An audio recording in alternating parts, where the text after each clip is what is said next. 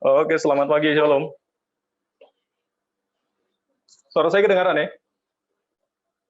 Oke, thank you. Oke, baik.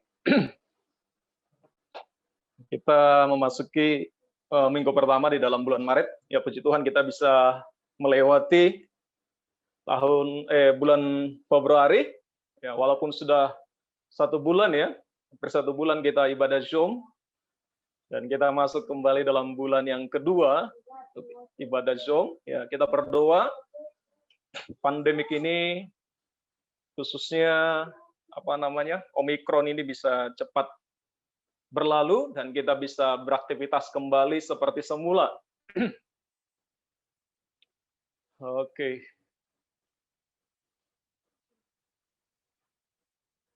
Baik, pagi hari ini kita akan sama-sama belajar ya kebenaran firman Tuhan. Saya ambil judulnya adalah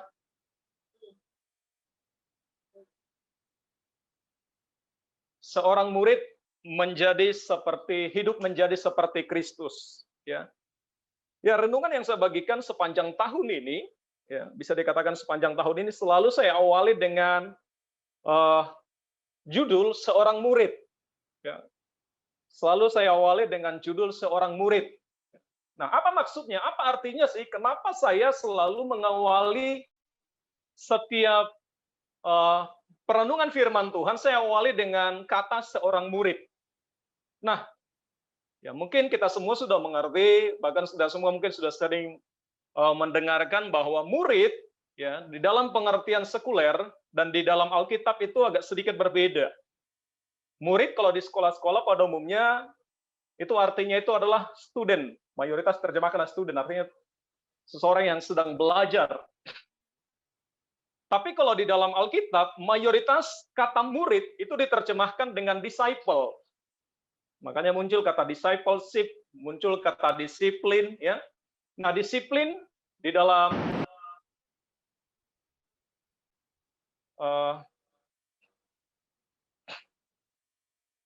bahasa Indonesia artinya adalah memiliki kehidupan yang teratur atau mengatur hidupnya sedemikian rupa. Ya, mengatur kehidupannya sedemikian rupa. Jadi seorang murid adalah seorang yang memiliki disciple, seorang yang mengatur kehidupannya, seorang yang melatih dirinya sedemikian rupa. Buat apa? Untuk hidup menjadi seperti Kristus. Nah, untuk hidup menjadi seperti Kristus dibutuhkan yang namanya disciple. Yang setuju katakan amin. Ya, untuk kita menjadi seperti Kristus, menjadi seorang murid Kristus, itu nggak bisa asal-asalan. Dibutuhkan yang namanya disciple. Ya, dibutuhkan yang namanya disiplin. Kita harus mendisiplin banyak hal. Disiplin rohani. Bagaimana supaya kehidupan kita mengikuti keinginan Tuhan, mengikuti kehendak Tuhan. Dibutuhkan yang namanya disciple, disiplin.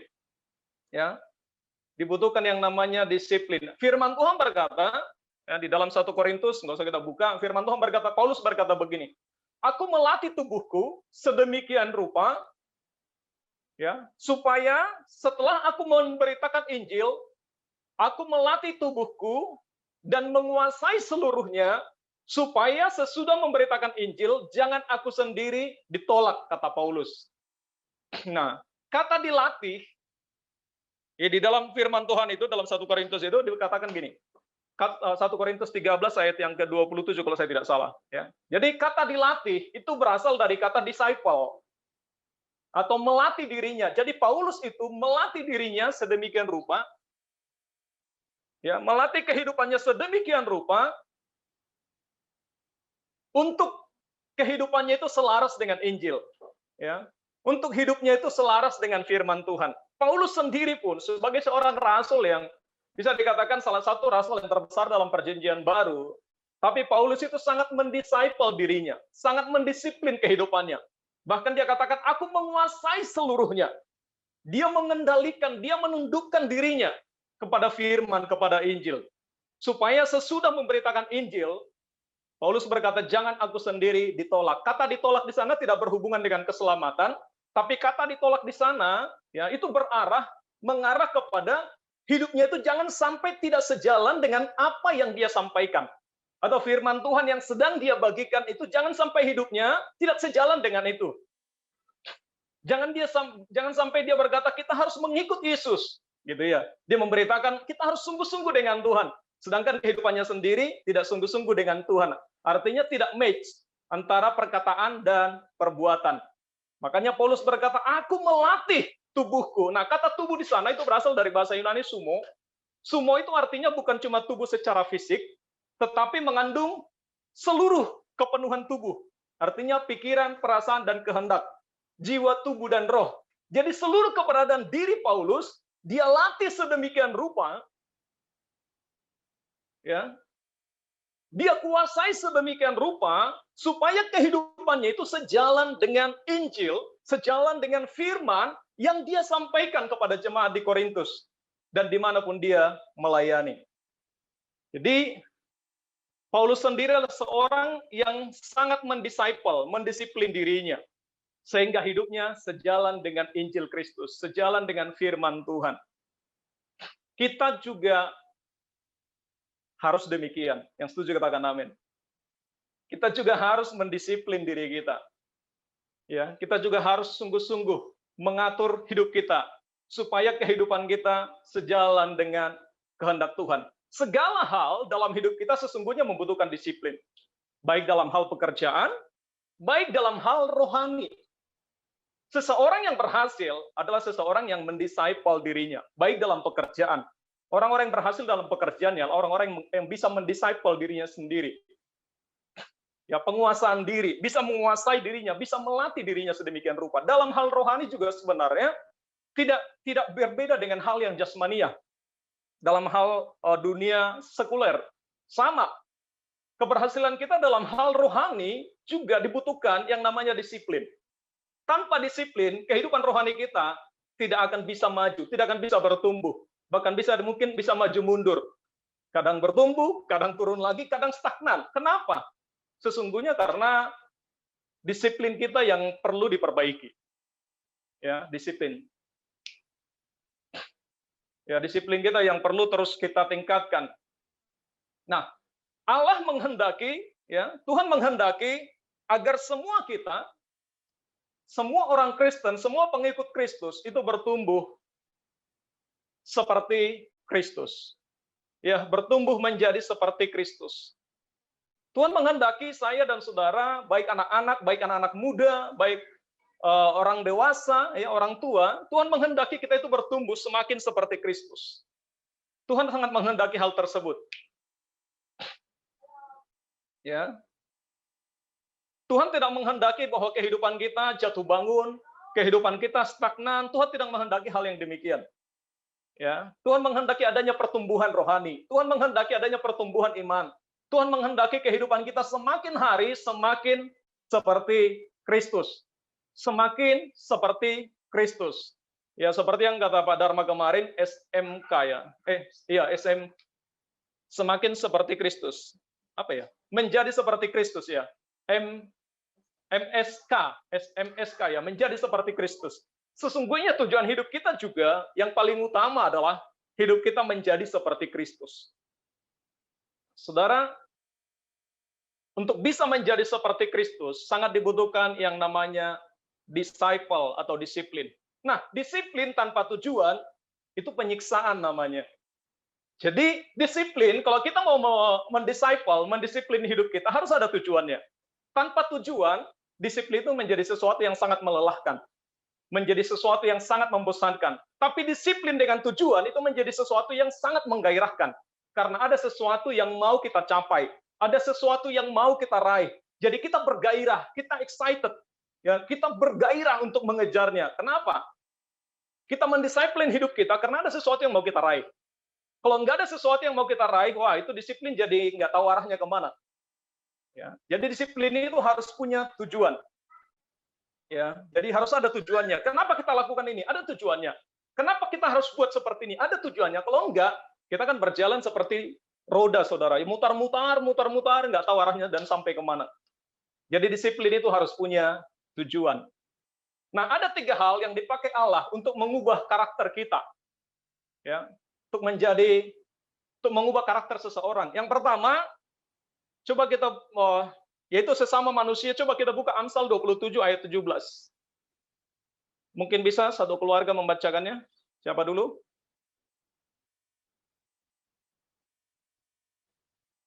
Amsal 27 ayat yang ke-17. Silakan keluarga YOSD. Dimulai keluarga Pak Dharma deh kalau gitu. Amsal 27 ayat 17.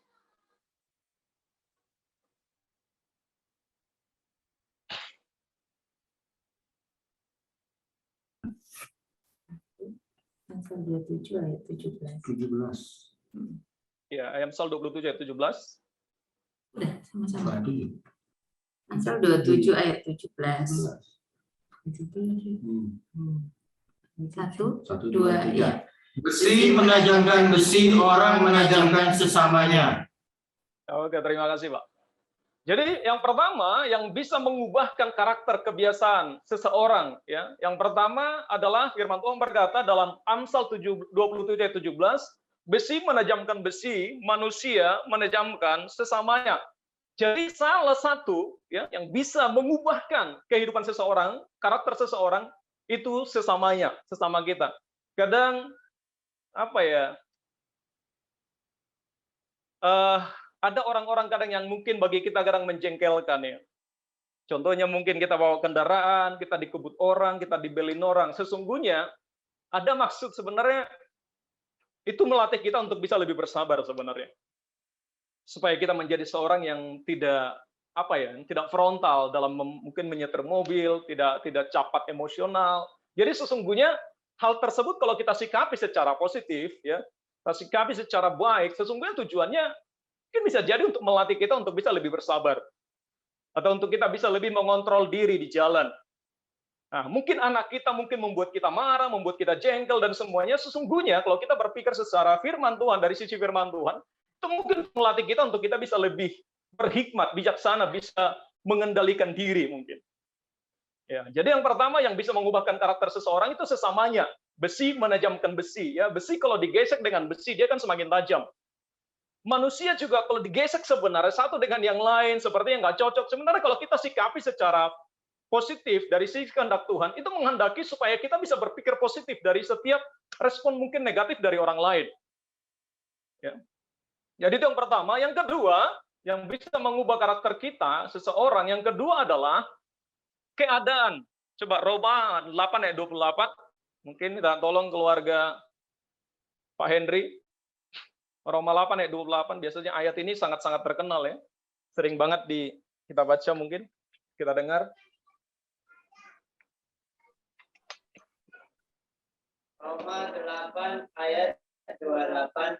Kita tahu sekarang bahwa Allah turut bekerja dalam segala hal untuk mendatangkan kebaikan bagi mereka yang mengasihi Dia, yaitu bagi mereka yang terpanggil sesuai dengan rencana Allah. Amin. Oke. Jadi ya, firman Tuhan berkata bahwa Allah turut bekerja dalam segala sesuatu untuk mendatangkan kebaikan bagi orang yang mengasihi Dia, bagi orang yang terpanggil sesuai dengan rencana Allah. Jadi yang kedua, yang bisa mengubah karakter, membentuk karakter seseorang, yang kedua itu keadaan. Sama seperti keadaan saat ini ya, pandemi ya. Karakter seorang, semua orang diubah hari-hari ini dengan keadaan yang ada.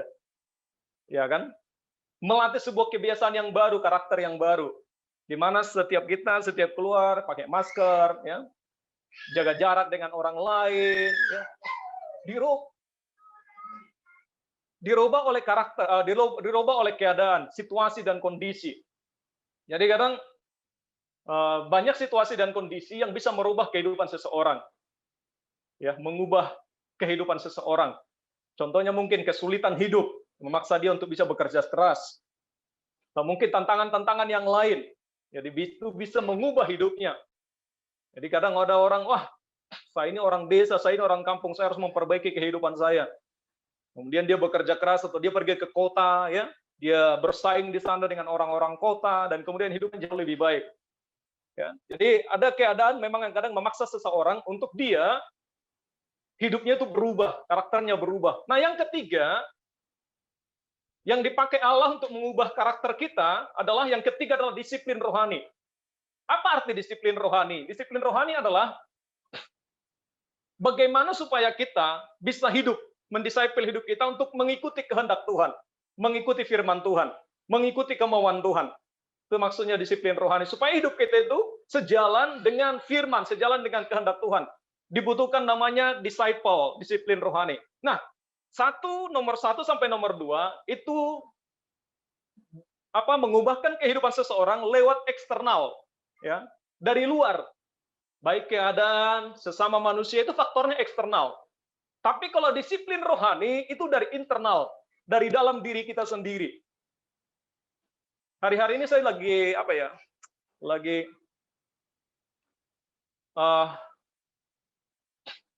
membaca atau lagi mempelajari tentang self leadership. Bagaimana memimpin diri sendiri. Ya, memimpin orang lain jauh lebih mudah daripada kita bisa memimpin diri sendiri. Ya. Kita tidak mungkin bisa memimpin orang lain kalau kita nggak bisa memimpin diri kita sendiri.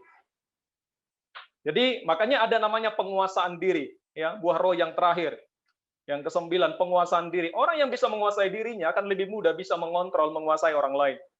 Tapi orang yang nggak bisa menguasai dirinya akan sangat sulit untuk dia bisa menguasai orang lain. Jadi disiplin rohani, orang yang bisa mendisciple, mengatur hidupnya sedemikian rupa. Ya, mengontrol hidupnya sedemikian rupa. Kenapa kadang ya, banyak orang jadi batu sandungan, sesungguhnya karena dia nggak bisa mendisiplin dirinya sendiri. Kadang pepatah Jawa berkata, gajah di belangkoni, atau isakotwa nggak bisa ngelakoni. Atau mungkin kita bisa ngomong, bisa bahasa A sampai Z, padahal sesungguhnya hidup kita nggak sejalan dengan apa yang kita sampaikan. Begitu. Jadi kadang jadi batu sandungan. Makanya memang Paulus berkata dengan sangat-sangat disciple, dengan sangat-sangat disciple sama hidupnya sendiri, berkata, aku melatih seluruh tubuhku, seluruh kehidupanku, aku menguasai semuanya. Sepertinya nggak enak banget gitu ya. Sepertinya tuh kayak menguasai diri, kita maunya ini, kita maunya bersenang-senang, kita maunya tidak ada aturan gitu ya.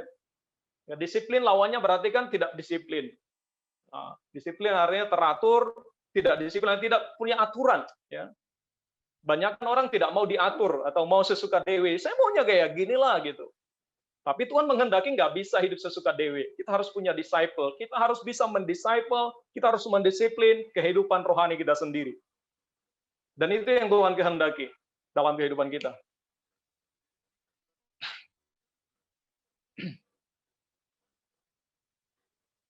Jadi, bagaimana kita supaya bisa hidup menjadi seperti Kristus?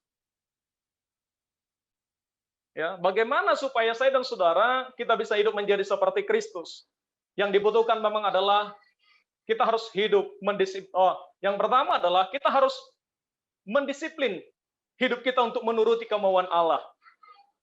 Ya, mendisiplin kehidupan kita untuk bisa hidup menuruti kemauan Allah. Disiplin adalah kunci pemuritan.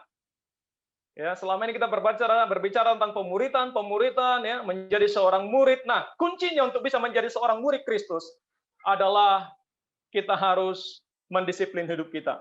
Jadi disiplin adalah kunci pemuritan dan Yesus sendiri memberikan teladan dalam menjalani hidup dalam disiplin. Yesus memberikan sebuah teladan ya bahwa hidupnya itu sangat-sangat disciple, sangat-sangat bisa mengontrol hidupnya sendiri, bisa mengendalikan hidupnya sedemikian. Ia memiliki kehidupan yang sangat mendisiplin. Nah, di sini saudara, ya, yang pertama bahwa mengabaikan disiplin rohani itu sesuatu yang sangat berbahaya. Seseorang yang tidak bisa mendisciple dirinya, ya, maka kehidupan orang tersebut akan sangat-sangat berbahaya buat kehidupan dia sendiri. Satu, dia akan mengalami kemandekan, dia akan mengalami kematian rohani, dia tidak akan mengalami pertumbuhan, bahkan dia menjadi sesuatu yang bisa menjadi batu sandungan bagi orang lain, batu sandungan bagi kekristenan. Jadi mengabaikan disiplin rohani adalah sesuatu yang sangat berbahaya. Kemudian, disiplin rohani mewujudkan kemerdekaan rohani. Kalau kita mau mengalami kemerdekaan rohani, kita harus mendisiplin rohani kita. Kalau kita mau mengalami terobosan rohani, kita mau mengalami breakthrough rohani, kita harus belajar mendisiplin hidup kita sendiri. Ya, kalau kita mau mengalami terobosan di dalam banyak hal dalam kekristenan kita, dalam hal rohani kita harus belajar untuk mendisiplin hidup kita. Yang berikutnya, setiap orang Kristen dipanggil untuk menikmati disiplin rohani. Apa maksudnya? Ya, setiap orang Kristen dipanggil untuk menikmati disiplin rohani. Saudara, disiplin rohani tujuannya adalah supaya hidup kita hidup menuruti kemauan Allah. Sesungguhnya ketika kita mengalami disiplin rohani, Tuhan sudah berkata, aku memberikan kepadamu seorang penolong, yaitu Roh Kudus. Ya, Tuhan memberikan bagi kita Roh Kudus untuk menolong hidup kita. Ya, untuk mencapai tujuan yang Tuhan kehendaki dalam kehidupan saya. Seperti tadi dari awal saya katakan, disiplin rohani tanpa tujuan, itu sesuatu yang sangat memberatkan. Tapi ketika kita punya tujuan yang pertama untuk menjadi seperti Kristus, saya harus menuruti kemauan Tuhan. Jadi tujuan kita lah, saya mau menuruti kemauan Tuhan supaya saya semakin seperti Kristus. Sasaran kita itu, tujuan kita itu. Sehingga itu bukan sesuatu yang membosankan, itu bukan sesuatu yang memberatkan. Tapi dengan adanya Roh Kudus dalam diri kita menjadi begitu excited, bergairah untuk menuruti kemauan Tuhan. Karena saya percaya begini, ketika kita menuruti keinginan Tuhan, kita menuruti kemauan Tuhan, akan ada kebahagiaan di baliknya. Ketika kita taat kepada firman, sekalipun sepertinya melakukan firman itu sesuatu yang mungkin bagi kita, wah ini berat ini sulit ini. Tapi ketika kita mempraktekkan, melakukan firman Tuhan, mau sangkal diri, mau pikul salib, mau ikut Yesus, di baliknya itu sesungguhnya ada kebahagiaan yang tidak terhingga, yang tidak dapat diberikan oleh dunia. Nah, untuk bisa menuruti kemauan Tuhan, firman Tuhan tersebut, kita harus mendisciple diri kita. Kita harus menanggalkan keinginan kita. Kita harus menanggalkan kemauan kita. Sepertinya nggak mudah, tapi di baliknya itu sesungguhnya ada sukacita. Ada kebahagiaan. Nah, jadi untuk bisa melakukan menuruti kemauannya Tuhan dalam diri saya dan saudara, dibutuhkan yang namanya disciple. Makanya syarat menjadi murid adalah sanggal diri, pikul salib, ikut Yesus setiap hari. Menjadi seorang murid artinya menjadi seseorang yang berdisciple, yang memiliki disiplin. Seseorang yang mau memiliki disiplin, dia harus menyangkal dirinya. Dia harus memikul salibnya, menderita karena Kristus. Dia harus mengikuti Yesus. Artinya apa? Menundukkan keinginannya, menundukkan ambisinya, menundukkan seluruh keberadaan hidupnya untuk taat kepada Kristus. Setiap hari, artinya apa? Bertekun, konsisten, berkomitmen. Ya, itu sepertinya berat. Sesungguhnya kalau ada, saya percaya firman Tuhan berkata begini, Roh Kudus itu ada dalam diri saya dan saudara. Firman Tuhan berkata, kamu akan menerima kuasa. Kalau Roh Kudus turun ke atas, kamu. Nah, saya percaya bahwa saya dan saudara, setiap kita yang ada dalam rumah rohani FUG ini sudah ada Roh Kudus dalam hidup kita. Yang setuju katakan amin. Kalau di dalam diri saya dan saudara ada Roh Kudus, berarti di dalam diri kita ada kuasa. Untuk apa? Untuk menaklukkan segala sesuatu yang sesungguhnya yang tidak Tuhan inginkan. Segala sesuatu kedagingan, keduniawian, sebenarnya Tuhan memberikan kita kuasa untuk menaklukkan semuanya itu. Jadi di dalam diri saya ada kuasa. Untuk apa? Untuk melakukan banyak hal. Untuk melakukan mujizat, untuk melakukan perkara-perkara yang jahit. Firman Tuhan berkata sesungguhnya dalam diri kita ini sudah ada otoritas kok. Kita nggak sama dengan orang dunia yang tidak ada Roh Kudus dalam diri mereka. Tapi di dalam diri kita ada Roh Kudus. Ya, ada Tuhan dalam diri kita, ada Roh Allah dalam diri kita. Nah, Roh Kudus itu memampukan kita untuk bisa menuruti keinginan Tuhan. Yang mungkin bagi kita, wah ini sulit ini nggak bisa, ini berat ini. Sesungguhnya ketika kita mau disciple, mendisiplin hidup kita, ya, kita akan bisa menuruti kemauan Tuhan. Karena kadang ya ada pertentangan, ada perjuangan dalam diri kita ya. Antara mau mengikuti kemauan Tuhan atau enggak. Antara mau melakukan kehendak Tuhan atau enggak. Jadi memang ada pertentangan, ada peperangan. Nah, saya sangat yakin Bapak Ibu, orang yang mau mendisciple dirinya, orang yang bisa mendisiplin dirinya, sesungguhnya akan bisa melakukan banyak hal bagi kerajaan surga. Banyak hal bagi Tuhan. Sama seperti begini, mungkin kita di rumah kita masing-masing hari ini ada lampu ya. Saya meyakini lampu ini bisa ada karena ada orang yang mau mendisciple di hidupnya untuk terus mempraktekkan,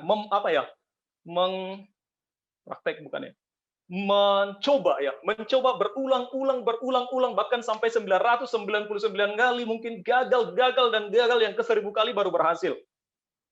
Ya, Thomas Alva Edison, dia coba terus bagaimana supaya bisa ada lampu, supaya dunia ini tidak malam-malam tidak selalu dipenuhi kegelapan.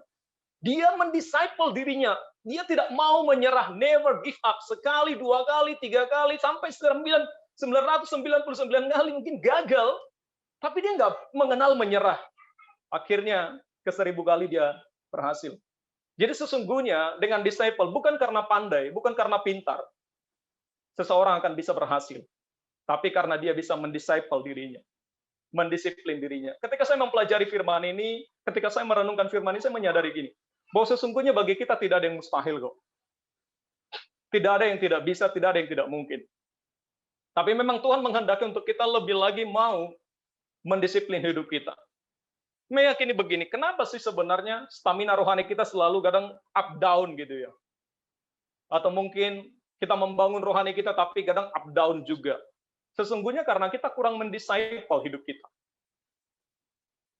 Kurang mendisiplin, kurang mengatur kehidupan kita dan menghidupi kehendak Tuhan. Tapi saya percaya untuk kita menjadi seperti Kristus, kita harus menuruti kemauan Tuhan. Menuruti kehendak Tuhan. Ketika kita mengikuti kehendak Tuhan, kita akan semakin seperti Kristus. Setuju, katakan amin. Kita akan semakin seperti Dia. Ketika kita belajar menuruti kemauan Tuhan, ya Tuhan juga, Yesus juga untuk menuruti kemauan Bapa kan sebenarnya nggak mudah buat Dia. Ya, tujuan Yesus adalah menyelamatkan umat manusia, itu tujuannya, ya, dari dosa. Tetapi yang harus Dia lewati adalah jalan salib. Bahwa Dia harus mati di kayu salib. Apakah itu mudah? Enggak. Apakah bagi Yesus mudah disalibkan? Enggak. Bahkan 3 kali kan sebelum waktu dia berdoa dengan di Taman Getsemani sebelum dia ditangkap dan disalibkan, dia ngomong gini, Bapa, jika Engkau menghendaki, lalukanlah cawan ini daripadaku. Tapi janganlah kehendakku yang terjadi, kehendak-Mu lah yang terjadi. Sampai 3 kali. Untuk mengikuti kemauan Bapa, untuk mengikuti tujuan Bapa dalam hidupnya, dia kadang mencoba bernegosiasi dengan Bapa. Bapa, lalukan cawan ini daripadaku. Tapi jangan kehendakku, kehendak-Mu lah yang jadi. Kedua, dia berdoa lagi, Bapa, lalukanlah cawan ini daripadaku. Tapi jangan kehendakku yang terjadi, kehendak. Dia nggak memaksakan kehendaknya dia. Dia mau tetap tunduk kepada otoritas kehendak Bapa. Sampai yang ketiga, Bapa, jika Engkau menghendaki, lalukanlah cawan daripadaku. Tapi jangan kehendakku yang terjadi, kehendak-Mu lah yang terjadi. Dan memang kehendak Bapa yang terjadi, bukan kehendak Yesus yang terjadi. Nah, kita harus belajar dari Kristus. Menundukkan kemauan kita kepada kemauan Bapa. Kepada kemauan Kristus. Yesus berkata, makananku adalah melakukan kehendak Bapa dan menyelesaikan pekerjaannya. Kita juga, sesungguhnya hidup kita ini, mungkin kemarin saya memberikan renungan ya, apa sih tujuan hidup kita? Buat apa sih kita hidup? Kenapa kita ada di tengah-tengah dunia ini? Apakah sekedar iseng-iseng Tuhan menciptakan manusia? Enggak, ada tujuannya. Nah, untuk apa tujuan hidup kita? Yang tahu tujuan hidup kita adalah pencipta kita. Yang tahu tujuan mobil adalah pencipta mobil. Yang tahu tujuan motor adalah pencipta motor. Yang tahu tujuan manusia adalah pencipta manusia. Kalau kita mau tahu buat apa saya dan saudara hidup di tengah-tengah dunia ini, ya tanya kepada pencipta kita. Cari tahu kepada pencipta kita. Nah, ketika kita tahu tujuan hidup kita, ayo kita tundukkan hidup kita untuk taat kepada tujuan pencipta kita. Buat apa kita diciptakan? Buat apa saya dan saudara diciptakan di muka bumi ini? Ada tujuannya. Bukan asal hidup. Bukan hidup tanpa tujuan. hidup tanpa tujuan adalah hidup yang sangat-sangat menderita, ya. Karena nggak tahu arahnya, sama seperti kapal ya di tengah laut. Dia jalan di tengah laut sana, kemudian mungkin awalnya dia mau ke Makassar mungkin ya, tapi di tengah laut kompasnya rusak. Kira-kira itu perjalanan yang nggak tahu harus kemana, nggak tahu tujuannya kemana, dia berlayar nggak tahu tujuan kemana. Itu pasti stres banget itu. Ya muter di tengah laut, mungkin lama-lama habis bensinnya, terdampar nggak tahu di pulau mana. Jadi hidup tanpa tujuan adalah hidup yang sangat-sangat membuat seseorang itu menderita sebenarnya. Hidup yang sia-sia, hidup tanpa tujuan sesungguhnya hidup yang sia-sia. Jadi memang kita harus hidup punya tujuan. Ada tujuan hidup kita. Nah, kita sedang membahas tentang hal disiplin rohani. Mungkin Bapak Ibu dalam hal disiplin pekerjaan, saudara bisa mengatur sedemikian rupa, ya, mendisciple saudara bagaimana bekerja, kapan harus bekerja, kapan harus melakukan ini, ya, jam berapa harus masuk kantor, jam berapa pulang kantor. Saya sangat meyakini dalam hal pekerjaan juga, dalam hal sekuler juga, ketika seseorang memiliki disciple, dia akan menjadi orang yang berbeda dari orang-orang yang dari teman-temannya, ya. Tapi orang yang tidak memiliki disiplin dalam pekerjaan, wah itu bisa jadi batu sandungan. Datang sesukanya, pulang sesukanya, ya kan, istirahat sesukanya, kan bahaya kan. Tapi orang yang memiliki disciple datang before time, sebelum waktu mungkin, pulang juga, yang mulai udah pulang dia masih belum pulang, dia memiliki loyalitas, saya percaya pemilik bosnya ya atau pemilik perusahaan pasti memberikan nilai lebih kepada orang tersebut. Itu dalam hal sekuler. Dalam hal rohani juga sama. Saya percaya ketika kita mengatur hidup kita sedemikian rupa, kehidupan rohani kita di hadapan Tuhan, saya percaya hidup kita akan terus bertumbuh, maju, semakin seperti Kristus. Nah, ini yang sedang kita bangun. Kenapa saya sekali lagi katakan, kenapa saya tiap hari, hampir tiap renungan yang saya bagikan diawali dengan hidup seorang murid. Ya, seorang murid bla bla bla, seorang murid bla bla bla bla. Karena sesungguhnya kita sangat membutuhkan disiplin untuk bisa mengikuti kehendak Tuhan. Disiplin murid artinya berasal dari di dalam Alkitab, disiplin murid itu diterjemahkan dengan kata disciple ya. Disiplin. Disiplin artinya bisa mengatur hidupnya sedemikian rupa. Untuk bisa mengendalikan hidupnya sedemikian rupa untuk bisa melakukan kehendak Tuhan. Yang berikutnya, bagaimana kita supaya bisa hidup menjadi seperti Kristus? Yang kedua adalah kita mendisciple hidup kita untuk bergaul karib dengan firman Tuhan. Disiplin bergaul akrab dengan firman Tuhan. Nah, saya rindu ini yang kita bangun. Ayo kita bangun, kita latih hidup kita untuk disiplin membaca firman Tuhan. Setuju katakan amin? Ya, disiplin membaca firman Tuhan, disiplin untuk bergaul karib dengan firman Tuhan. Ya, mungkin ini sesuatu yang umum, tapi ini sesuatu yang sangat penting. Wah, ini sesuatu yang mungkin saudara berkata sering sekali dibagi, tapi ini sesuatu yang sangat fondasional. Ini menjadi pilar kerohanian. Ini menjadi pilar kerohanian kita, saudara. Tanpa firman, kita akan menjadikan segala sesuatu menjadi sebuah kebenaran. Tapi dengan adanya firman Tuhan, kita bisa mengatakan bahwa hanya satu kebenaran mutlak, yaitu firman Tuhan. Kalau tidak, akan banyak kebenaran menurut diri kita sendiri. Tapi kalau firman Tuhan sudah berkata demikian, itu kebenaran mutlak. Kita nggak bisa kompromi. Kalau contohnya pun kita kompromi, ya kitanya yang salah. Firman nggak pernah salah. Ayo coba kita belajar untuk mendisciple diri kita, untuk bergaul akrab dengan firman Tuhan. Saya sampai hari ini, ya saya nggak tahu sudah berapa kali saya terus mendisciple diri saya untuk membaca Alkitab tahunan saya. Ya, untuk membaca Alkitab tahunan setiap hari. 5 pasal, 4 pasal, saya baca. Mungkin apakah saya mengerti semua yang saya baca? Mungkin enggak, karena enggak semua cara menyeluruh saya baca. Tapi saya baca gitu ya. Saya baca. Saya coba melatih diri saya, yang situ dikatakan untuk membaca firman Tuhan. Coba keluarga Pak Tambok mungkin baca Matius 4:4. Ya, mendisiplin hidup bergaul akrab dengan firman Tuhan. Yang pertama adalah membaca firman Tuhan. Matius 4 ayat yang keempat. Mic-nya, Bang.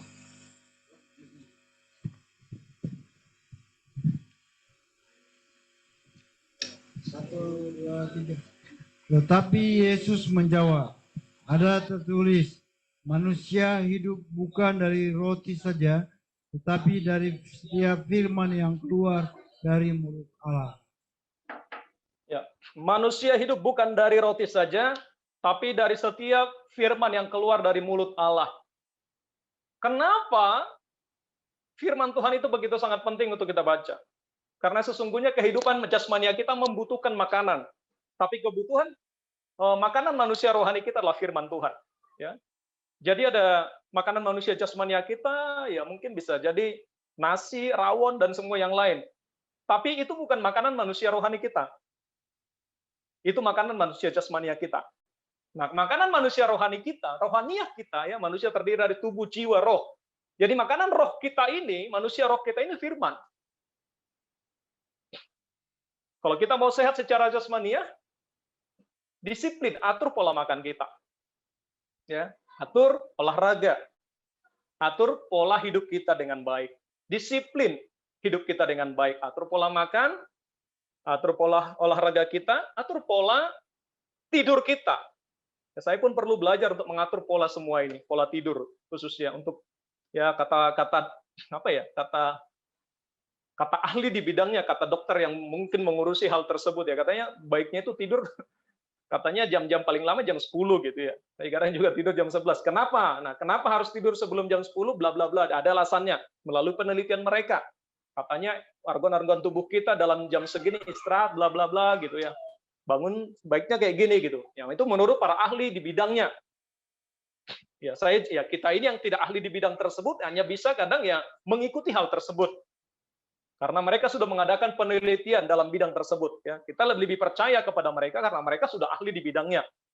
Nah, kalau contohnya yang mengatakan baiknya tidur jam 9, kalau contohnya yang berkata demikian adalah tukang bakso. Nah, kita akan tanda tanya, wah tukang bakso ngajarin bagusnya tidur jam 9 ya. Dia pintarnya itu bagaimana merakit bakso kan gitu ya. Tapi kalau ahlinya dia di bidang gizi, ngajari pola makan yang baik ya, kita akan ikuti.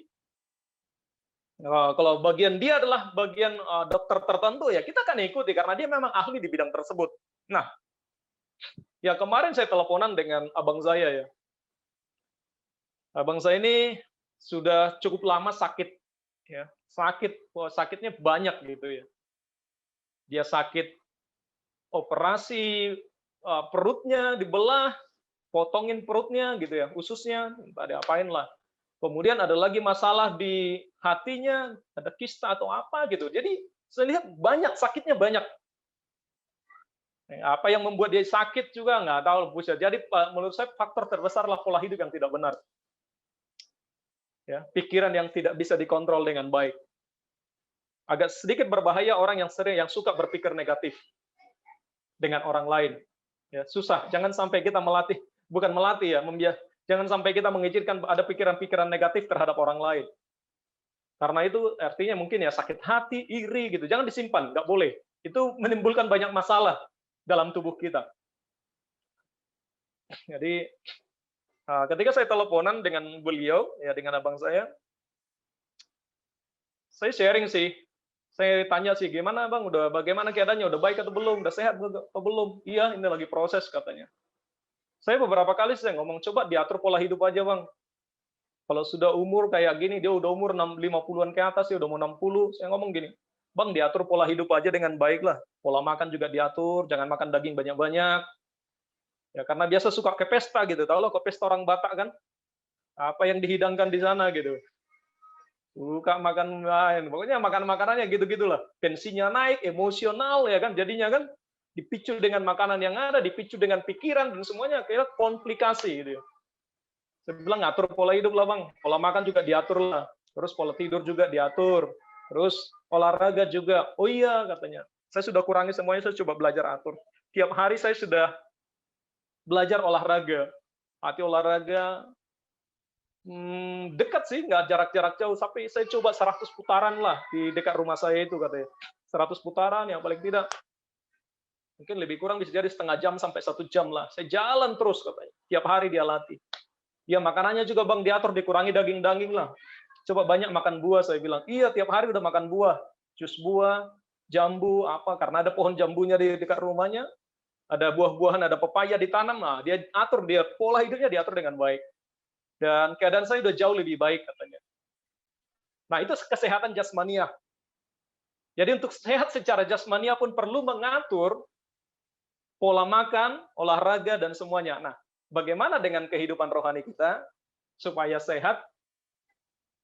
Atur gizi rohani kita. Atur makanan, supply gizi untuk manusia rohani kita. Yang setuju katakan amin.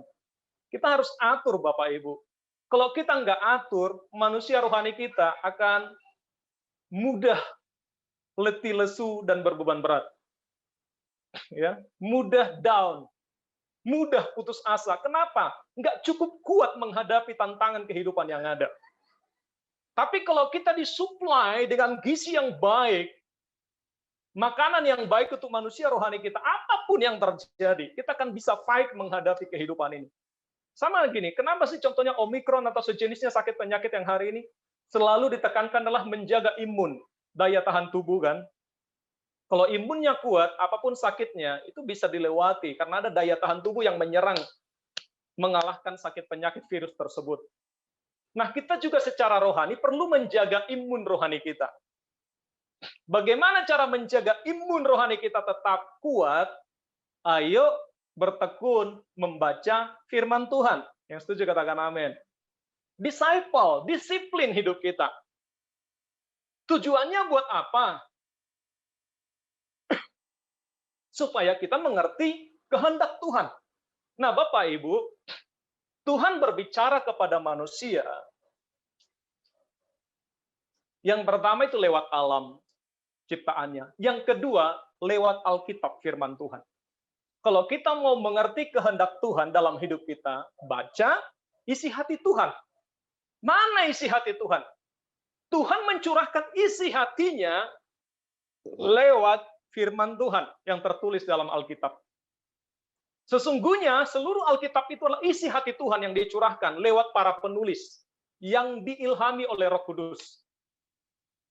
Jadi mana sih sebenarnya kehendak Tuhan dalam hidup saya? Baca firman Tuhan. Kalau kita nggak baca Alkitab, kita nggak tahu mau bagaimana, kita nggak tahu firman Tuhan. Bahkan mungkin bisa jadi, oh kata orang itu kata Tuhan buat saya. Enggak. Oh kata pelajaran itu kata Tuhan buat saya. Enggak. Belum tentu. Oh, kata filsafat, itu kata Tuhan buat saya. Belum tentu. Tapi kalau saudara mau tahu apa kata Tuhan buat saudara, baca firman Tuhan. Baca perkataan Tuhan. Mana perkataan Tuhan? Firman Tuhan, Alkitab itu loh. Jadi coba, ya, disciple hidup kita untuk terus tiap hari membaca firman Tuhan. Sama seperti kita teratur mungkin, ya, mendisiplin hidup kita untuk makan 2 kali sehari atau 3 kali sehari. Sehingga kita sehat secara jasmania. Jadi kalau kita juga mau sehat secara rohania, ayo disiplin hidup kita, atur hidup kita untuk selalu punya waktu untuk membaca firman Tuhan. Yang kedua adalah ya disiplin bergaul akrab dengan firman Tuhan. Yang kedua di situ disiplin mendengarkan firman Tuhan. Firman Tuhan berkata dalam Lukas, mungkin bisa baca Lukas 11 ayat 28. Mungkin bisa keluarga Pak Agus.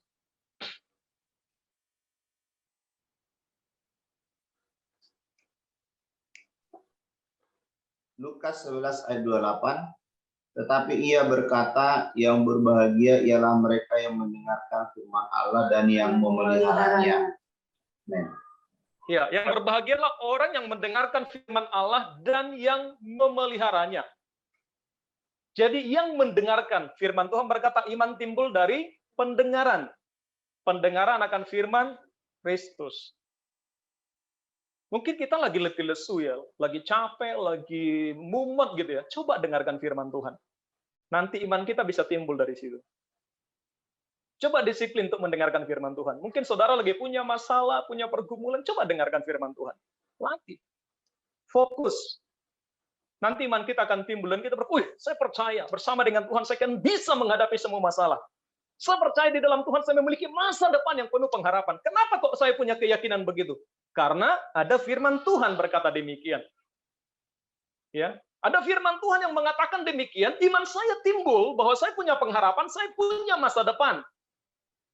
Saya punya hari esok yang penuh pengharapan. Kenapa demikian? Karena saya mendengarkan firman Tuhan. Jadi ayo disciple di hidup kita untuk mendengarkan firman Tuhan. Disciple lah.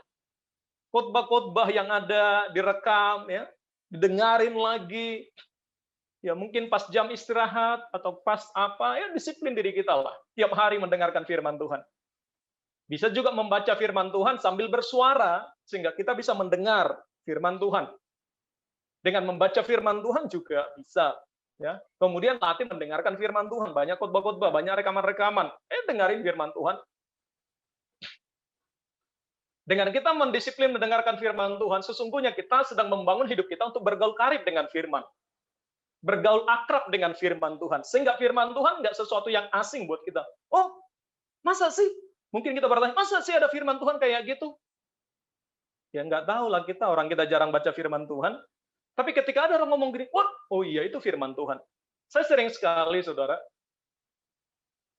Ya, kadang saya jarang mungkin nggak menyebut Matius 1 ayat 1, gini enggak. Tapi saya ngomong, tapi yang saya keluarkan ini sesungguhnya firman. Saya berdoa, sesungguhnya yang saya doakan itu firman. Tapi saya nggak ngomong, ini Yakobus 1 ayat 1, enggak. Tapi mayoritas mungkin banyak saya berdoa, yang saya doakan itu firman. Yang saya perkatakan itu firman. Yang saya deklarasikan itu firman. Gitu. Yang berikutnya adalah mempelajari firman Tuhan. Coba 2 Timotius 4 ayat 13. Keluarga masih ada nggak? Pak Silaban bisa dibuka nggak? Pak Panghutan. Soalnya tertutup ininya. Tapi masih online nggak? Bisa kedengaran nggak? Nggak usah diaktifkan apa juga kalau mungkin lemot. Coba dibacakan 2 Timotius 4 ayat 13. Keluarga Pak Panghutan. Oke, kalau nggak kedengaran, oke. Mungkin Bu Desi.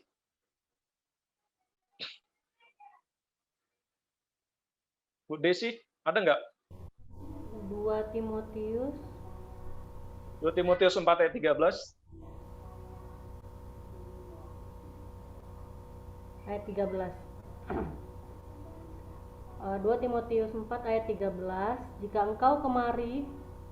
engkau kemari bawa juga jubah yang kutinggalkan di Troas di rumah Karpus dan juga kitab-kitabku terutama perkamen itu. Ya. Oke, terima kasih. Paulus berkata, bawa kitab-kitabku. Ya. Mau bawa kitab-kitabku ya. Bawa kitab-kitabku. Buat apa sih Paulus meminta untuk dibawa kitab-kitabnya dia? Untuk menitipkan, untuk dibawakan kitab-kitabnya dia. Paulus ini seorang pribadi yang sangat disciple untuk mempelajari firman Tuhan. Ya, kalau kita membaca bagaimana pengakuannya dia yang kukehendaki adalah mengenal Tuhan. Ya, segala sesuatu kuanggap sampah karena pengenalanku. Dia terus berusaha mengenal Tuhan. Dari mana sih Paulus ini berusaha mengenal Tuhan? Dari kitab suci. Dari firman Tuhan. Ya, jadi Paulus ini berusaha mengenal Tuhan lebih dalam lewat dia membaca kitab suci. Lewat dia terus membaca firman Tuhan, membaca firman Tuhan, membaca firman Tuhan. Ya, dengan dia terus membaca firman Tuhan, dia sesungguhnya sedang membangun sebuah habit, sebuah karakter untuk terus bergaul karib dengan firman Tuhan. Ya. Ketika ini yang kita lakukan, ya, kita akan menjadi semakin seperti Kristus. Coba ini kita latih Bapak Ibu. Kita mendisiplin. Saya percaya dengan kita melakukan hal begini, hal demikian, kehidupan rohani kita akan terus naik. Ya. Kita akan semakin kuat. Manusia roh kita akan semakin kuat. Stamina rohani kita akan semakin kuat. Ya. Yang berikutnya, bagaimana kita bisa hidup menjadi seperti Kristus? Disciple berdoa, mendisiplin diri dalam berdoa. Lukas 11 ayat 1, tapi ganti aja. Ya, coba baca di dalam 1 Tesalonika 5 ayat yang 17, mungkin bisa keluarga Pak Petrus, Pak Henry satu tempat ya. Oke lah, Pak Petrus, Pak Henry. Keluarga Pak Petrus sama Pak Henry. 1 Tesalonika 5 ayat 17. Ya, sering sekali saya buat juga di renungan tempelkan itu. 1 Tesalonika 5 ayat 17.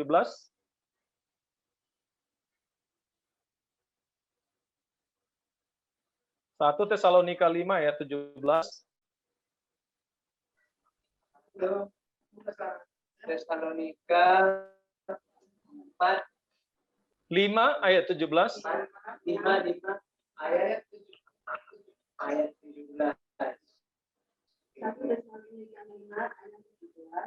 Tetaplah berdoa. Oke, thank you. Ya, cuma dua ini ya, cuma dua kata ya, tetaplah berdoa. Singkat banget. Jadi gampang juga dihafal. 1 Tesalonika ayat 5 ayat 17, tetaplah berdoa. Nah, ini yang perlu kita disciple. Bagaimana supaya kita tetap berdoa? Ya. Di situ ada beberapa cara belajar berdoa. Nah, cara yang pertama adalah belajar berdoa dengan memulai berdoa. Mungkin orang bertanya, bagaimana cara berdoa sih? Berdoa saja. Gitu. Bagaimana cara berenang sih? Ya harus turun ke air, harus berenang. Kayak gitu. Tanpa berenang, tanpa turun ke air, kita nggak bisa berenang. Bagaimana cara bisa bawa mobil? Ya harus ikut, selain daripada teori ya, harus langsung coba nyetir. Saya itu dulu nyetir mobil itu sepertinya saya nggak diajarin sih. Waktu saya masih SMA kelas 2, saya ingat, STM kelas 2 ada teman saya punya mobil. Ya ke sekolah kadang bawa mobil gitu. Itu ketika diajak saya jalan, ayo jalan yuk gitu. Jalan. Kami jalan ke USU, kampus USU waktu itu. Keliling. Saya berdua sama dia. Kemudian ini coba bawa katanya. Gimana caranya? Oh ini gigi 1, ini gigi 2, gigi dia pakai kopling kayak bawa motor kopling. Ini gigi 1, gigi 2, gitu aja. Jadi cuma segitu tuh aja. Jadi nggak ada teorinya terlalu panjang lebar gitu. Cuma singkat gitu. Kemudian saya langsung bawa. Ini coba cara bawa. Saya bawa keliling USU. Langsung bisa. Jadi nggak susah banget. Paling belajarnya waktu itu belajarnya cuma berapa ya? Setengah jam paling gitu ya. Cuma sekali itu pertama sekali saya langsung bawa mobil. Dan dari situ saya langsung bisa bawa mobil. Waktu itu nggak mungkin ya bawa motor juga saya waktu itu nggak ada ngajarin ya. Ada motor di rumah. Kadang saya waktu orang tidak ada di rumah, saya pakai sendiri nggak ada yang ngajarin. Jadi saya bawa motor nggak ada yang ngajarin. Kadang jatuh ya, jatuh sana jatuh sini. Ya, tapi saya nggak mau menyerah, terus belajar. Nah, bagaimana cara untuk berdoa? Berdoa saja. Langsung mulai berdoa. Bangun hubungan dengan Tuhan. Jadi begitu cara berdoa. Mungkin kalau kita semuanya sih pasti udah inilah. Kemudian yang kedua, belajar berdoa lewat perenungan firman Tuhan. Ya, ketika kita merenungkan membaca firman Tuhan, kita tanya sama Tuhan, Tuhan, apa arti firman ini? Apa sih arti firman Tuhan tetaplah berdoa? Nah, kita komunikasi dengan Roh Kudus. Roh Kudus ajari aku. Apa sih maksudnya? Karena berdoa artinya kan berkomunikasi dengan Tuhan. Atau bercakap-cakap dengan Tuhan. Dua arah tapi. Jadi, saya ngomong kayak gini, kalau kita berdoa, Tuhan saya mau makan, saya mau pergi, saya mau gini, apa kamu sudah berdoa? Sudah. Kalau bagi saya itu cuma doa apa ya? Doa laporan kali ya. Masa kita bersekutu dengan seseorang, Pak, permisi ya. Oh iya, nah udah. Bagaimana kita bisa mengenal seseorang dengan cara demikian? Nggak bisa. Berdoa membutuhkan waktu. Berdoa membutuhkan pengorbanan. Ya, membutuhkan perasaan, membutuhkan kasih. Jadi nggak bisa. Jadi kalau berdoa menurut saya halnya berdoa, mau makan, berdoa mau pergi, itu sama dengan kita kayak ketemu satpam ya. Pak, misi ya Pak? Oh iya. Gimana Pak? Gini-gini. Oh iya, aman rumah saya? Aman. Ya kayak gitu aja. Tapi sesungguhnya yang Tuhan kehendaki bukan berdoa model kayak gitu. Bukan. Tetaplah berdoa. Wah, itu artinya bukan kayak gitu. Tetapi tetaplah berdoa artinya itu jauh lebih dalam, jauh lebih intim. Ada pengenalan pribadi dengan pribadi. Ya. Tuhan mengenal kita dengan sangat dalam. Kita pun mengenali isi hati Tuhan dengan sangat baik. Nah, itu maksudnya berdoa, saudara. Jadi bukan cuma sekedar, oh, gimana kabarmu? Mungkin dengan tetangga kiri kanan kita, Pak, selamat pagi, gimana kabarnya hari ini? Oh, gini. Oh, iya. Terus gimana perkembangan? Oh, gini. Ya, sudah ya, Pak, saya masuk dulu. Kita nggak bisa mengenal lebih dalam dengan cara demikian. Tapi, doa yang perlu kita bangun adalah doa pergaulan intim dengan Tuhan, bergaul karib dengan Tuhan secara pribadi.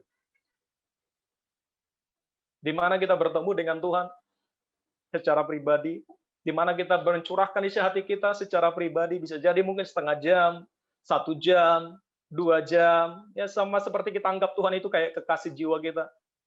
Kan kita nyanyi, Yesus kekasih jiwaku, sungguh ku percaya padamu.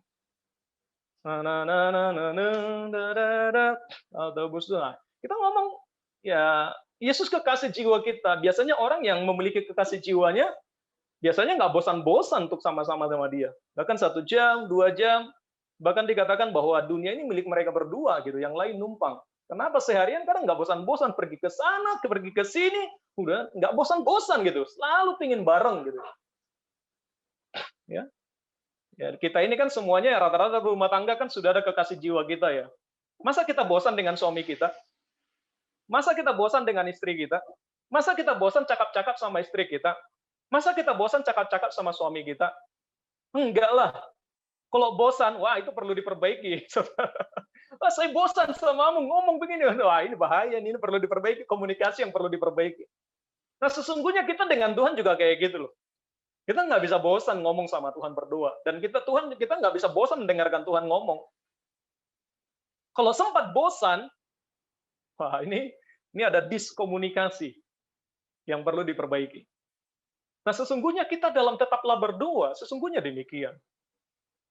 Ya, kita terus membangun hubungan karib kita dengan Tuhan, bercakap-cakap dengan Tuhan, mengizinkan Tuhan berbicara. Jadi nggak tahu ya masa-masa terindah menurut saya dalam berdoa, dalam membangun hubungan dengan Tuhan, itu kasih mula-mula.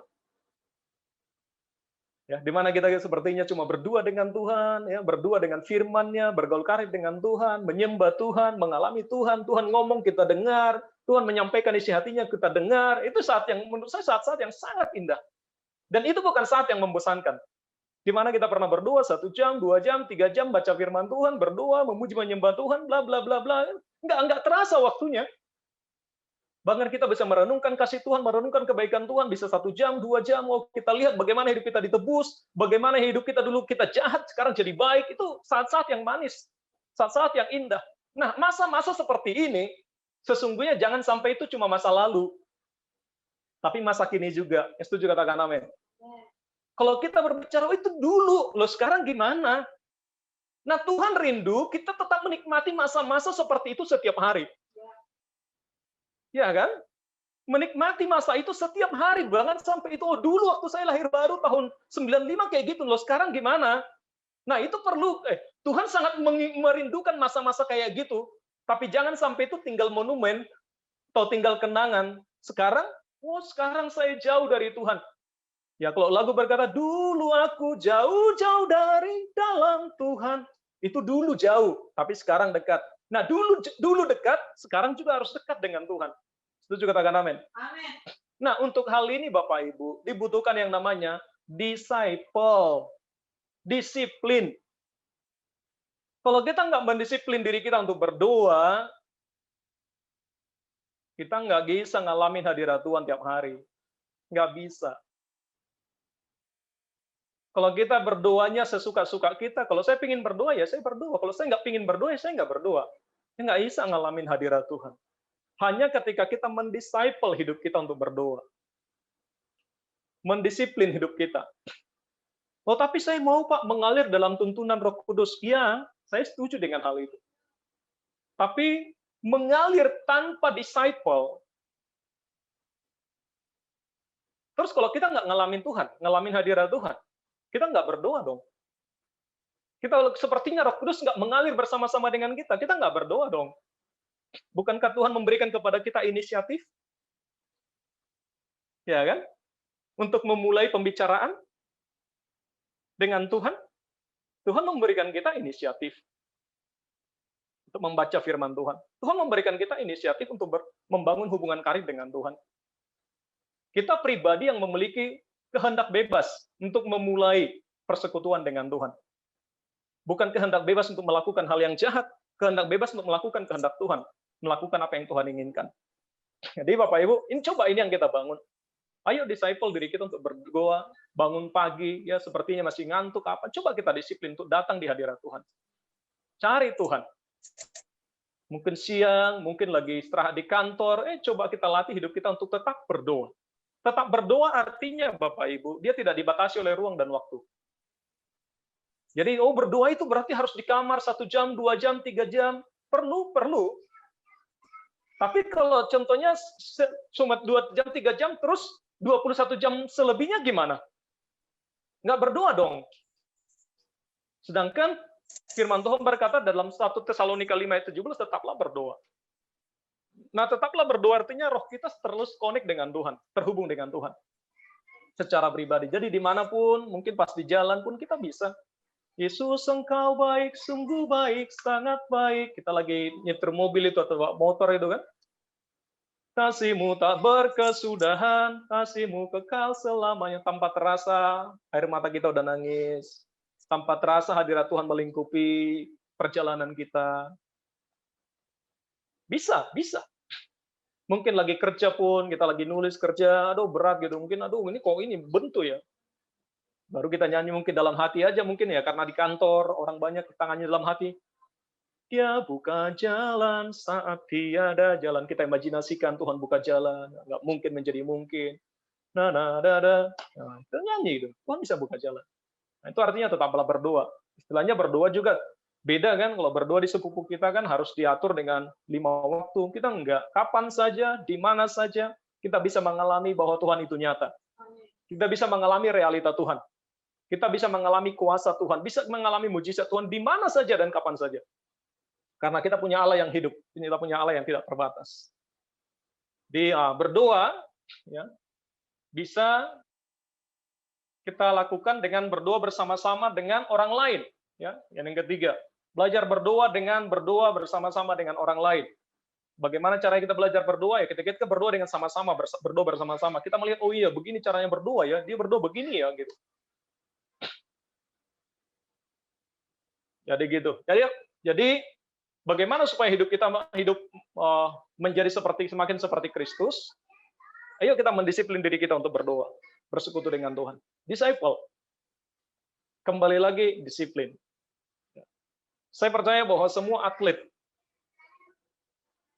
mereka tidak tiba-tiba jadi seorang yang profesional. Tapi semua atlet profesional pasti seorang pribadi yang sudah mendisciple hidupnya.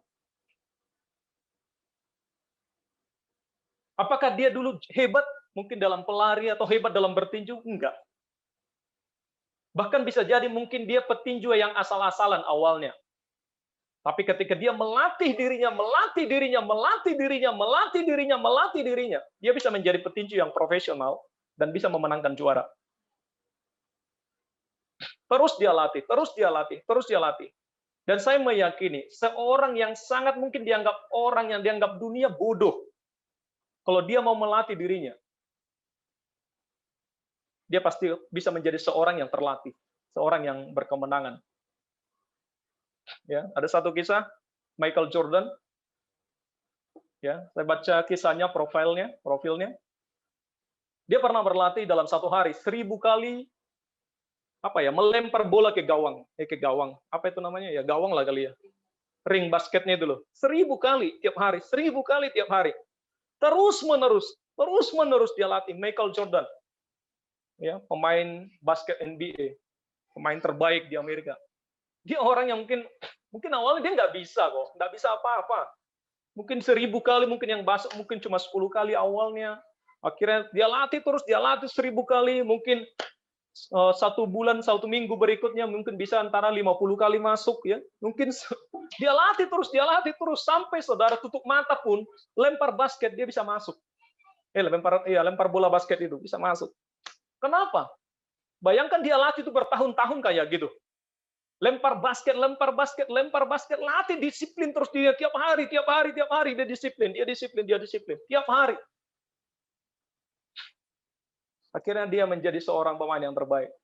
Saya meyakini kalau kita menjadi seorang murid Kristus yang mau hidup menjadi seperti Kristus, ketika kita mendisciple hidup kita, hal itu akan bisa terjadi. Apa tujuan kita untuk mendisiplin diri berdoa? supaya kita punya hubungan yang dekat dengan Tuhan. Supaya kita semakin mengenal Tuhan. Supaya kita semakin mengenal isi hati Tuhan. Itu tujuannya. Jadi berdoa pun kita harus punya tujuan. Baca firman Tuhan, bergaul dengan firman pun ada tujuannya. Kalau enggak, itu menjadi sesuatu yang membosankan. Kalau kita nggak ada tujuannya berdoa, wah itu kita berdoanya ngambang tuh. Apa tujuan saya berdoa? Kenapa saya harus berdoa? Kalau kita nggak punya tujuan, wah kita protes. Nggak ada gunanya berdoa. Kenapa kita nggak punya tujuan? Tapi kalau saya berdoa supaya saya bisa ngalami Tuhan, supaya saya bisa ngalami hadirat Tuhan, saya berdoa. Karena saya menantikan, saya rindu mujizat Tuhan terjadi dalam diri saya. Saya berdoa. Karena saya rindu bangsa ini mengalami lawatan Tuhan. Saya berdoa, ada tujuannya. Apa yang sedang saudara, apa tujuan saudara berdoa? Kita rindu ada terobosan dalam rumah rohani ini. Ya tadi pagi Bu Yeni ya sebagai PIC doa, tadi pagi jam 8 pagi beliau udah berdoa, Saudara. Jam 8 sampai jam 9 kurang 15 dia berdoa, Pak Agus, ya kita di sini kita berdoa. Apa tujuannya? Kita rindu ada terobosan ilahi terjadi dalam rumah rohani ini. Kita rindu semua yang ada dalam rumah rohani, semua menjadi murid Kristus. Orang-orang yang memiliki disciple, yang mendisiplin dirinya, itu semakin seperti Kristus. Bukan sekedar orang Kristen. Bukan sekedar beragama Kristen, tidak. Kalau itu yang kita lakukan, kita hanya memenuhi KTP Kristen di Indonesia aja kali. Tapi nggak membawa dampak apa-apa. Kita rindu menjadi murid Kristus yang berdampak. Bagaimana caranya? Disiplin hidup kita. Ya. Disiplin yang pertama tadi apa? Saya rindu ini menjadi pilar-pilar rohani yang kita bangun hari-hari ini. Disiplin untuk menuruti kemauan Tuhan. Yang kedua, tujuannya apa untuk menuruti kemauan Tuhan? Kita harus punya tujuan. Kalau enggak, wah itu jadi beban buat kita. Ngapain sih nuruti kemauan Tuhan? Tujuannya adalah supaya kita semakin seperti Kristus. Tujuannya adalah supaya kita menjadi anak yang taat, anak yang berbakti kepada Bapa. Ada tujuannya. Supaya kita bukan menjadi anak yang gampangan. Nah, terus kemudian buat apa tujuannya? Yang kedua adalah disiplin untuk bergaul karib dengan firman, bergaul akrab dengan firman. Tujuannya apa? Satu, supaya kita mengerti isi hati Tuhan, firman Tuhan, kehendak Tuhan dalam diri kita. Banyak orang bingung, kenapa? Mereka nggak tahu apa tujuan Tuhan dalam hidup mereka. Kenapa nggak tahu firman Tuhan? Nggak punya firman dalam hati mereka. Kenapa saya harus baca firman Tuhan? Bergaul karib dengan firman Tuhan supaya saya kuat. Karena firman Tuhan adalah makanan manusia rohani saya. Kalau saya mau kuat, mau sehat secara rohani, saya harus bertekun, bergaul dengan firman. Ada tujuannya. Untuk kita tetap baik, stamina rohani kita tetap baik, manusia roh kita terus bertumbuh, kita harus memiliki gizi yang baik. Mendapatkan gizi yang baik dari firman Tuhan. Supaya saya dan saudara tetap sehat secara rohani. Kita harus bergaul dengan firman. Mendisiplin diri. Yang ketiga adalah mendisiplin diri untuk berdoa. Apa tujuannya? Supaya kita semakin intim dengan Tuhan, semakin dekat dengan Tuhan. Yesus berkatakan, aku pokok, engkau adalah rantingnya. Di luar aku, engkau tidak dapat berbuat apa-apa. Ranting yang lepas dari pokok itu nggak bisa berbuat apa-apa. Nah, dengan berdoa, kita tetap melekat dengan Tuhan. Kita mencari Tuhan. Kita mencurahkan isi hati kita, Tuhan mencurahkan isi hatinya. Roh Kudus menolong kita. Roh Kudus menyertai kita. Nah, sebagai kesimpulannya, kunci keberhasilan disiplin rohani adalah ketekunan pribadi yang dipimpin oleh Roh Kudus. Jadi kunci keberhasilan disiplin rohani kita, untuk kita bisa hidup menuruti kehendak Tuhan, melakukan kehendak Tuhan, melakukan firman Tuhan, adalah kita harus belajar untuk bertekun secara pribadi. Bertekun secara pribadi, ada orang. Ya. Jadi kita harus belajar bertekun secara pribadi dan hidup dipimpin oleh Roh Kudus. Dibutuhkan yang namanya ketekunan. Jadi dibutuhkan yang namanya ketekunan, Bapak Ibu. Nah, ada di situ kata disciple, di sampingnya ada orang bertekun, ya, berdoa terus-menerus menantikan Tuhan. Kemudian di sampingnya itu ada gambar Roh Kudus yang menolong kita, menyertai kita. Saya percaya kalau ini yang kita hidupin hari-hari ini, minggu-minggu ini, kita akan menjadi pribadi yang kuat, pribadi yang tangguh.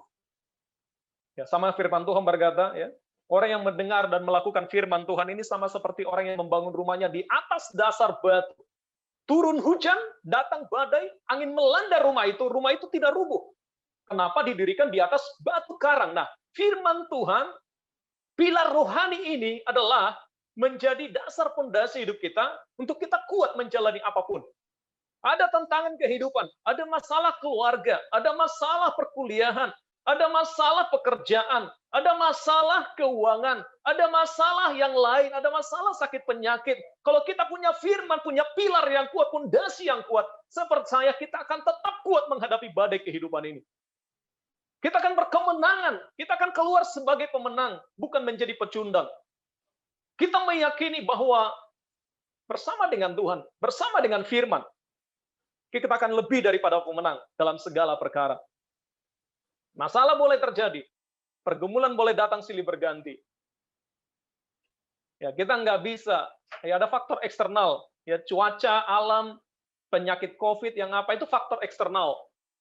Manusia yang membenci kita, manusia yang nggak suka dengan kita itu faktor eksternal. Itu bisa datang silih berganti. Kita nggak bisa mengaturnya. Kita nggak bisa melarang orang lain untuk tidak marah sama kita. Kita nggak bisa melarang orang lain untuk tidak benci sama kita. Kita nggak bisa menghalang untuk hujan badai turun. Istilahnya, tanpa diundang pun itu akan datang. Tapi mengenai disiplin rohani, itu tugas tanggung jawab saya dan saudara. Itu bagian saudara dan saya. Perlu saudara kita belajar banyak hal tentang self-leadership. Bagaimana kita memimpin hidup kita. Menguasai diri kita. Bagaimana kita bisa melatih hidup kita sedemikian. Saya percaya kalau ini kita bisa tanggulangi. Karena yang dua tadi kan faktornya eksternal. Faktor internal itu adalah disiplin rohani pribadi. Ini internal. Bersama dengan Roh Kudus punya tujuan yang jelas. Kalau nggak punya tujuan, disiplin rohani itu menjadi sesuatu yang menyiksa. Tapi karena ada tujuan yang mau kita capai, ada sesuatu yang mau kita kejar, itu menjadi sesuatu yang mengasihkan. Kalau saudara mau mengalami realita Tuhan, mengalami bahwa Tuhan itu nyata, Tuhan itu dahsyat, bangun hubungan saudara dengan Tuhan. Oh, masa orang lain mengalami mujizat, aku enggak? Nah, untuk saudara bisa mengalami mujizat Tuhan, percayai firman Tuhan, perkatakan firman Tuhan, bangun hubungan dengan Tuhan. Saya percaya Tuhan tidak akan tinggal diam. Ketika kita mengandalkan Tuhan, saya percaya Tuhan akan melakukan perkara-perkara yang ajaib dalam hidup kita. Bukankah firman Tuhan berkata, diberkatilah orang yang mengandalkan Tuhan, yang menaruh pengharapannya kepada Tuhan? Apakah itu cuma firman kosong? Enggak. Tapi pertanyaannya, apakah kita benar-benar mengandalkan Tuhan? Ya kan? Apakah kita sungguh-sungguh mengandalkan Tuhan? Jangan-jangan enggak. Atau mengandalkan kekuatan sendiri. Atau mengandalkan orang lain. Dan saya yakin kalau kita memang sungguh-sungguh mengandalkan Tuhan, saya percaya Tuhan pasti pelihara hidup kita. Diberkati orang yang mengandalkan Tuhan. Nah, tadi malam Bapak Ibu, saya ada sharing juga dengan seseorang. Dia berkata gini, dia mau lulus SMA. Dan dia bingung akan tujuannya mau kemana. Dia ngomong gini, aduh saya ini bingung sekarang saya mau kemana. Pertama dia katakan, saya pingin kuliah di ITS. Pilihan pertama. Pilihan yang kedua, di kampus yang lain. Jurusan apa gitu ya. Kemudian yang kedua, pilihan yang kedua, saya pingin jadi polisi. Pilihan yang kedua. Bukan masalah pilihan prioritas 1, 2, 3 sih. Cuman dia nggak tahu tujuan prioritasnya kemana gitu ya. Baru yang berikutnya dia ngomong gini, saya mau jadi pendeta. Kayak udah sebenarnya. Dia keponakan saya. Dia mau jadi pendeta kayak udah saja. Nah, pertama saya mau jadi pendeta kayak udah. Yang kedua, kalau memang nggak apa nanti ya saya mau jadi polisi. Yang kedua saya mau kuliah di ITS. Jadi dia bingung gitu. Terus dia bilang, udah sebenarnya saya ini harus gimana sih? Saya mau kemana sih gitu. Dia minta sharing, dia sharing sebenarnya, minta arahan sebenarnya. Udah saya ini mau kemana sih? Saya ke Surabaya aja ya udah. Saya mau jadi kuliah pendeta kayak udah, kuliah teologi kayak udah katanya. Ya. Cuma saya cuma bilang gini, coba cari Tuhan dulu aja. Ya, masih ada waktu kan? Saya bilang, sekarang masih bulan 3, lulus nanti bulan 5, masih ada 2-3 bulan lah. Coba kamu berdoa sungguh-sungguh. Minta hikmat Tuhan, minta arahan Tuhan. Ya. Nanti Tuhan akan buka jalan. Nanti juga kita akan tetap sharing-sharing ke depan. Ya. Dia mengalami kebingungan. Dia akan kemana berikutnya? Kalau papanya bilang kayak gini aja, gini-gini aja gitu, tapi dia nggak mau arahan papanya. Saya nggak mau. Kalau dia bilang kamu tinggal di sini aja lah, cari kerja di sini. Nggak mau, saya mau keluar kota dulu, keluar dari sini lah. Saya mau melihat dunia Indonesia yang lebih luas ya kayak gitu. Saya nggak mau, saya nggak mau di sini dulu katanya. Jadi dia pingin apa gitu ya. Ya, jadi sepertinya dia agak sedikit berbeda pendapat dengan papanya. Lalu saya bilang udah berdoa aja dulu, cari Tuhan, sungguh-sungguh dengan Tuhan, nanti Tuhan akan nyatakan. Baru nanti berikutnya kita akan diskusi lagi, akan sharing-sharing lagi, saya bilang. Jadi memang saya percaya ketika seseorang nanti dia bertemu dengan Tuhan, Tuhan akan tunjukkan jalannya buat dia. Tapi kalau kita nggak bertemu dengan Tuhan, kita akan kebingungan. Kita ini mau arahnya kemana sih? Kita mau buat apa sih? Kita mau melakukan apa sih? Gitu ya. Tapi saya percaya ketika kita semakin dekat dengan Tuhan, mencari kehendak Tuhan, apa maunya Tuhan buat kita akan bisa melangkah dengan penuh sukacita. Ya, kita akan bisa melangkah dengan apa yang menjadi tujuan Tuhan dalam hidup kita. Jadi saya rindu apa yang sudah kita sampaikan saat ini, sharingkan saat ini, itu bisa menjadi kehidupan buat kita. Coba kita disciple ya. Seorang murid yang kita bahas terus-menerus adalah seorang murid. Berarti seorang yang memiliki disciple, seorang yang mau mendisiplin hidupnya untuk satu tujuan. Untuk melakukan satu tujuan, untuk melakukan sesuatu, mendapatkan sesuatu, atau memiliki tujuan lah dalam hidupnya. Jadi, saya percaya, ya, seorang murid Kristus, hidup menjadi seperti Kristus, ini bukan hanya sebuah angan-angan, bukan hanya sesuatu yang tidak bisa kita raih. Ya, saya percaya ketika kita membangun pilar-pilar rohani dalam kehidupan kita, ya,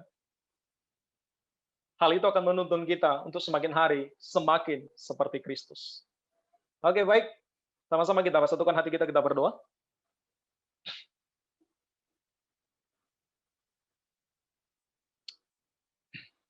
Bapak, terima kasih buat firman Tuhan yang boleh kami dengarkan.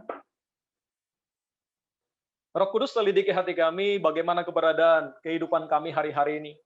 Bagaimana kehidupan rohani kami, bagaimana disiplin rohani kami. Engkau tahu apakah kami sudah melakukan kehendak Tuhan, sudah menuruti apa yang maunya Tuhan, apa yang menjadi keinginan Tuhan. Engkau tahu apakah kami sudah bergaul karib dengan firman atau belum. Engkau tahu apakah kami tekun berdoa, membangun persekutuan yang karib dengan Tuhan, mengalami Tuhan. Jika belum Tuhan, saat ini kami menyadari keberadaan kami. Dan kami mau berbalik kepada Tuhan. Kami mau sungguh-sungguh berbalik kepada Tuhan. Kami mau sungguh-sungguh mengikuti Tuhan, melakukan firman Tuhan, melakukan kehendak Tuhan dalam hidup kami. Tuhan membutuhkan kesungguhan hati. Karena tanpa kesungguhan hati, kami tidak akan dapat melakukan apa-apa. Kami tidak mau hanya Kristen yang ikut-ikutan. Kami tidak mau Kristen yang biasa-biasa. Tapi kami mau MGH Radar buat Tuhan, mati-matian, gila-gilaan, habis-habisan, mencintai Tuhan, melakukan kehendak Tuhan. Memiliki roh yang berakar kuat di dalam firman, radikal di dalam Tuhan. Antusias, dinamis, agresif, responsif dengan firman. Itu yang kami bangun Tuhan. Kami tidak mau hanya biasa-biasa, kami tidak mau stagnan, kami tidak mau kehidupan rohani kami hanya seperti ini Tuhan. Kami mau bertumbuh lebih lagi, kami mau mengenal Tuhan lebih lagi, kami mau mengalami kuasa dan mujizat Tuhan lebih lagi terjadi dalam hidup kami. Kami mau mengalami bahwa firman itu nyata, firman itu hidup, firman itu mencipta. Itu boleh terjadi dan kami alami dalam diri kami di dalam nama Yesus. Berikan kepada kami Tuhan hati yang lemah lembut, hati yang mau dibentuk, mau diajar, mau berubah. Kami mau Tuhan secara pribadi semakin seperti Kristus. Kami mau Tuhan, secara korporat bersama-sama dalam rumah rohani ini, semua kami semakin seperti Kristus.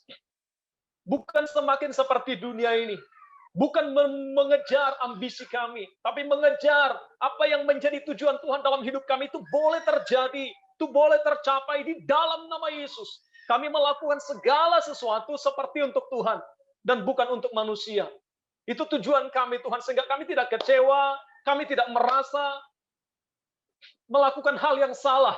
Karena kami, apapun yang kami kerjakan, apapun yang kami lakukan, kami melakukannya buat Tuhan, bukan untuk manusia.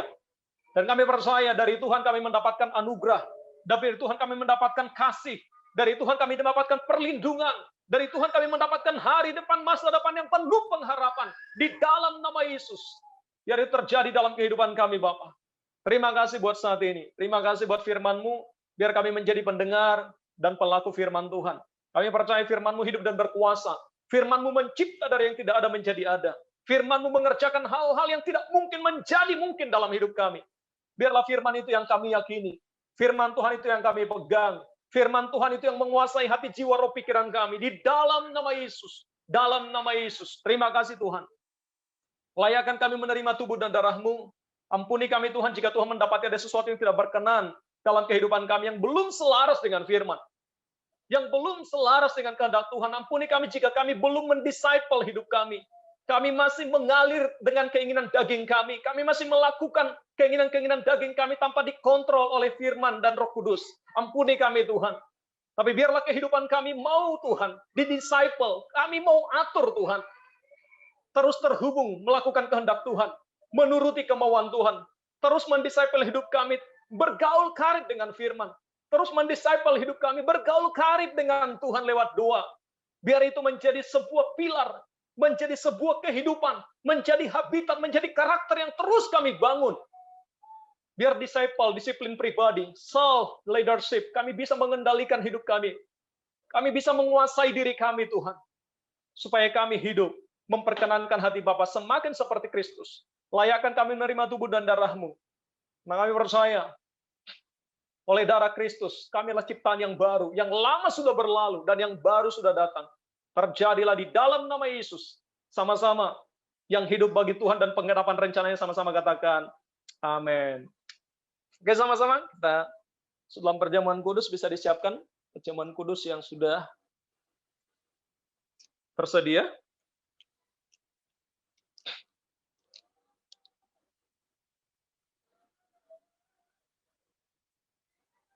Oke, sudah ready?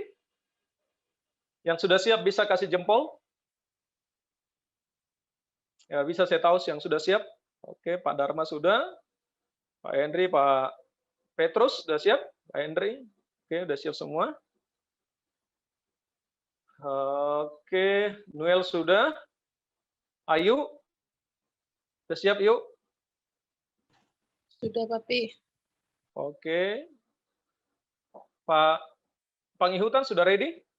Kalau nggak ada videonya, nggak kelihatan. Bisa kedengaran, Pak Panghihutan? Nggak bisa ya? Speakernya nggak ada, Pak.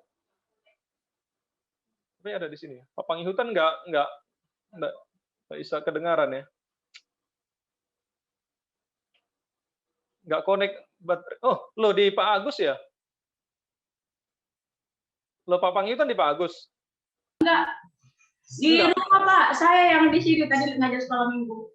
Oh gitu. Oh, Pak Panghihutan di sana. Oh iya, nggak connect gitu. Iya, mungkin dia kurang paham. Wah iya, apanya speakernya dia nggak connect. Oh, nggak connect. Iya Pak, sinyalnya. Sinyalnya ini soalnya Pak. Ya, nanti kalau beli handphone beli sinyal ya sekalian ya. Biar connect. Oke dah. Ya sama-sama ya. Ya kita angkat roti tinggi-tinggi di tangan kanan kita. Sama-sama kita berdoa. Bapa, di dalam nama Yesus.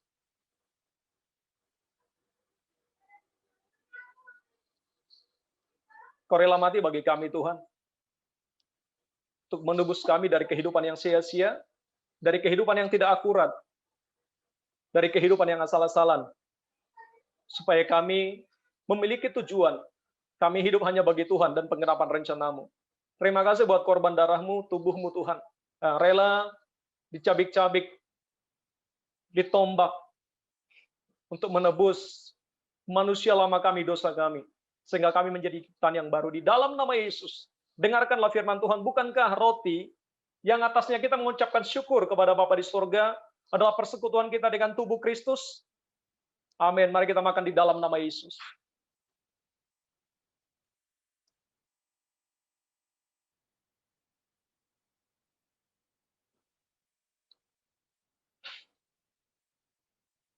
Mari kita pandang, kita renungkan kepada pengorbanan Kristus di kayu salib. Kita ditebus bukan dengan harga yang murah, tapi dengan darah yang mahal, menunjukkan bahwa saya dan saudara sangat berharga di hadapan Tuhan. Mungkin ada orang yang mengecilkan saudara, ada orang yang merendahkan saudara, tapi di hadapan Tuhan engkau sangat berharga, seharga nyawa Kristus, seharga darah Yesus. Engkau orang yang sangat berarti di hadapan Tuhan. Tuhan berkata bahwa saya dan saudara adalah biji mata Tuhan. Dia pelihara, dia jagai kita. Sama seperti kita menjagai biji mata kita. Demikianlah Tuhan menjagai kehidupan saya dan saudara. Bersyukurlah. Terima kasih Tuhan di dalam nama Yesus.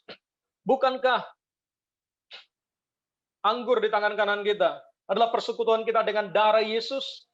Mari kita minum bersama-sama dalam nama Yesus.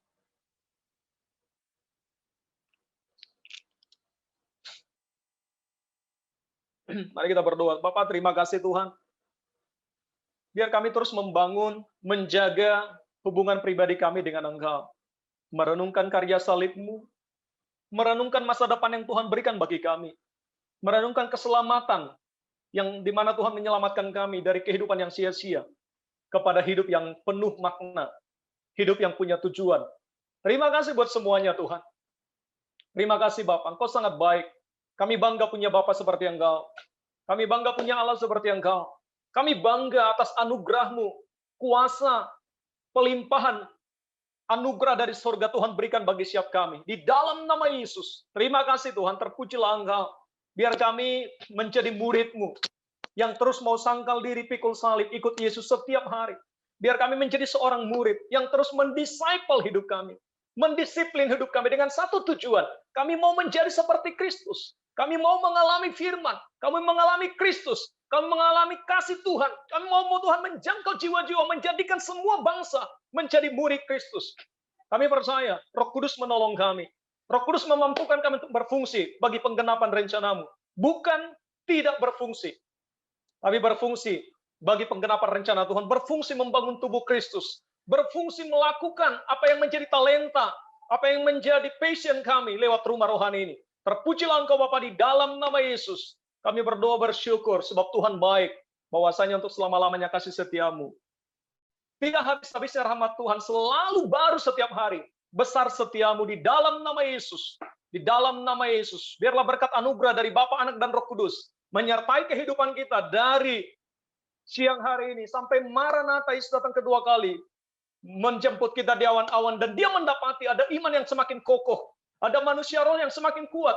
Ada stamina rohani yang cukup untuk kita terus mengalami kemenangan, mengalami terobosan dalam kehidupan rumah tangga, dalam kehidupan pekerjaan, dalam kehidupan pelayanan, dalam kehidupan sehari-hari kita. Bersama dengan Tuhan, kita lebih dari pemenang dalam segala perkara di dalam nama Yesus. Sama-sama yang hidup hanya bagi Tuhan dan penggenapan rencananya sama-sama katakan, amin. Oke.